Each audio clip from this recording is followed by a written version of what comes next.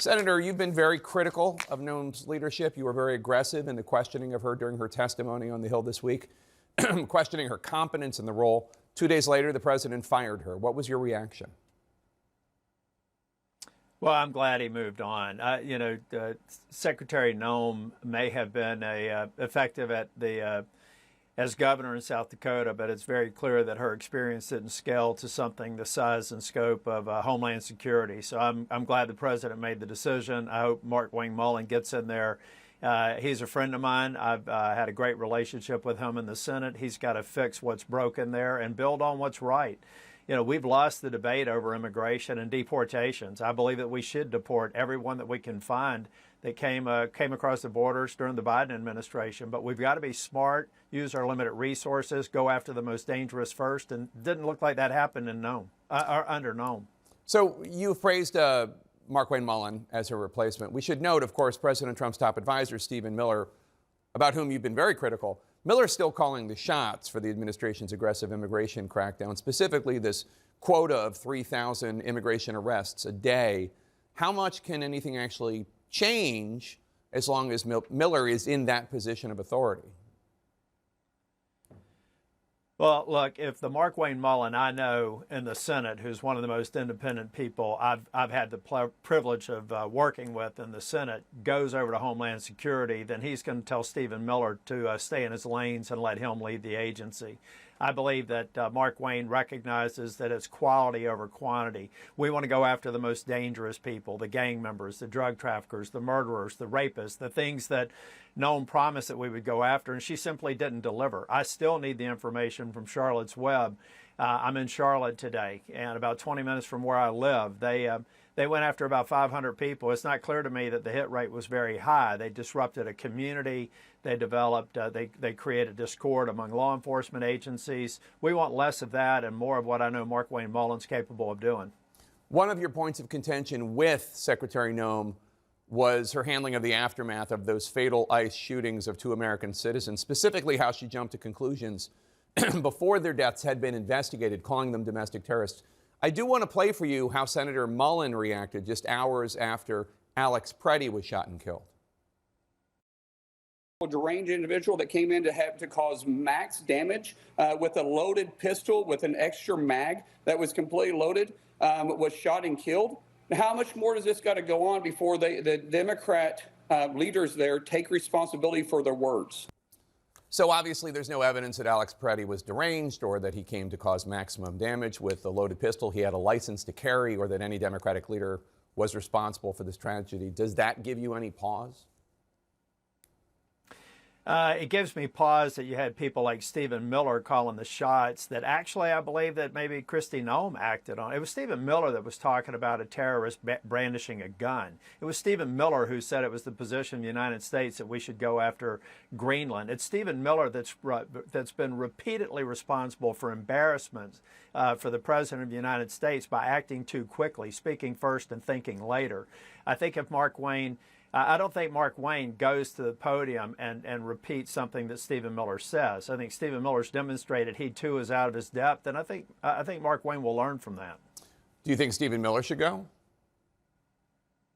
Oh, of course I do. I think Stephen Miller is one of the. Not only does Stephen really want to just paint a picture, he's not worried about substance, he's more worried about form, but I also think that he has an outsized influence over the operations of the cabinet.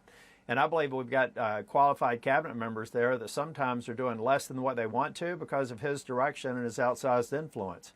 He's a big problem in this administration. He has been from the beginning. But Noem is a Senate-confirmed cabinet member. She should have been independent. I believe that Markwayne will be independent. I believe that Markwayne will be driven by data. He'll leverage law enforcement resources, expertise, people like Tom Holman to get things right. And if he doesn't, we'd hold him accountable. But I have a lot of confidence in my friend, and I'm looking forward to him getting this department under control so that Republicans can seize an issue that helped us get elected, strong on the border, strong on deportation, strong on the rule of law. It's been more than a week since the United States and Israel attacked Iran. I want to ask you some questions about that, but let's start with the basic one. Is the United States at war? No, by definition, we're not at war. That's what Congress does when we declare war. And the same argument or the same questions were being asked in 1999 when Clinton went into Kosovo, and in 2011 when Obama went into Libya. Look, there's about a 60-day clock where the president can do more or less what he wants to. But I think in this particular case, he's going to need a supplemental to sustain an effort. So let's be instructed by the War Powers Resolution. If we move into 60 days of hostility, then technically the president should be ramping down the following 30 days. If it's going to take longer than that, and we know what our objectives are now, then let's make a request and let the administration make a request of Congress to not only provide supplemental funding, but probably a request for the authorization of use of military force. If our ultimate goal is going to be regime change, then it may take longer than the 60 days that the War Powers Resolution provides the president before they really do need to come before Congress and get it authorized. And why not? Wouldn't we want to legitimize this by getting a congressional vote supporting the president if it's going to be a long-term engagement? I believe we should.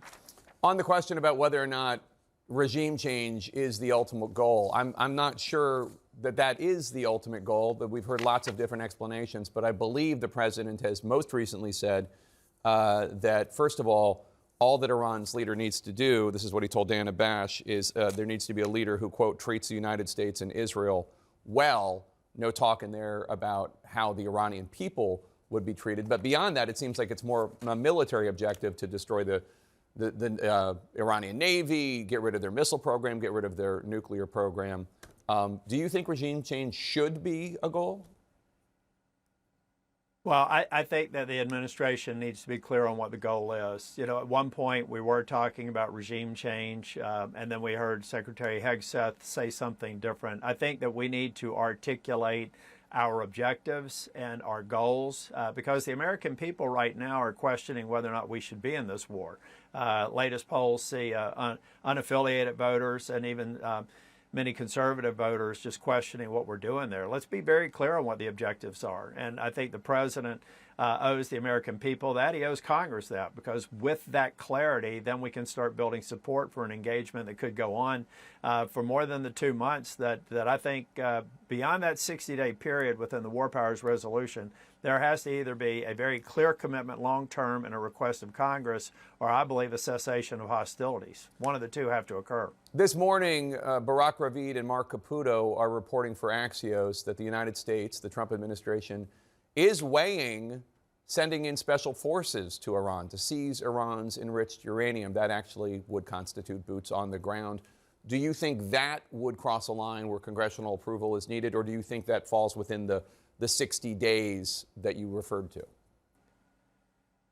When you start putting boots on the ground, and those boots on the ground may need reinforcement, that starts looking like a longer-term conflict. And the last thing we want to do is live paycheck to paycheck if we believe that we need to ultimately do what Obama failed to do, and that is to keep Iran in check in terms of their nuclear capabilities. So, Jake, I feel like if we're starting to ramp up in that direction, it makes the 60-day window look less likely to achieve. So let's just be straight up with the American people. Let's move with a discussion about what an authorization for the use of military force looks like, and provide the legitimacy to the president. I believe that some of the reasons why you may see some hesitancy among voters right now is they're just not clear what we're doing and how long we're going to be doing it. We need to provide clarity there so that we can get the American people squarely behind the effort as well. Senator Tillis in North Carolina, I know you've got some kudzu to kill. Thanks for joining us this morning. Appreciate it.